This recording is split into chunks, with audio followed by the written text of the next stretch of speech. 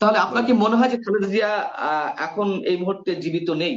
আমার বিশ্বাস উনি জীবিত নয়। এবং সুশীল সমাজের কিছু বুদ্ধিজীবী বলছেন যে খালেদা জিয়া নাকি মারা গেছেন, আর এটা গোপনীয় করছেন সরকার। গোপনীয় করে তারেক জিয়াকে দেশে এনে গ্রেপ্তার করে বিচারের মুখোমুখি দাঁড় করাবে। ঠিক আছে। এদিকে আবার সরকারের কিছু উপদেষ্টারা বলছেন যে উনি নির্দোষ, আইনি কোনো বাধা নেই, উনি দেশে আসতে পারেন। ওনাকে ট্রাভেল ভিসা দিবে না কি দিবে, যাই হোক।